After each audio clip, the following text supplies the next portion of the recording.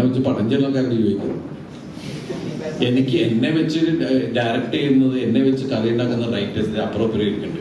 ഇവര് അപ്ഡേറ്റഡ് ആണോ എന്ന് ചോദിക്കും. കാരണം എനിക്ക് ഒറ്റക്ക് എന്ത് ചെയ്യാൻ പറ്റും? ഞാനാണ് ഡയറക്ടറെങ്കിൽ അതിന്റെ ഉത്തരവാദിത്വം മുഴുവൻ എന്റേതാണ്. ഞാൻ ചെയ്ത ഓരോ സിനിമയ്ക്കും ഓരോ ഡയറക്ടർ ഉണ്ട്, ഒരു റൈറ്റർ ഉണ്ട്, എല്ലാം ഇല്ലേ. ഞാൻ മാത്രമല്ലല്ലോ, ഞാൻ ആടുന്ന ഒരാളാണ്. അത് ഇവര് പറയുന്നതനുസരിച്ചാണ് ഞാൻ ചെയ്യുന്നത്, അല്ലേ?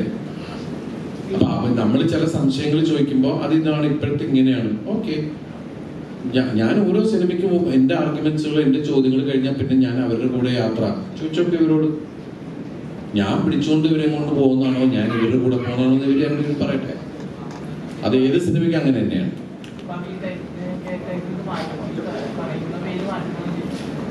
പബ്ലിക് കെയർടേക്കർ അതിനകത്ത് പറയുന്നുണ്ട് അപ്ഡേറ്റഡ് ആവാൻ.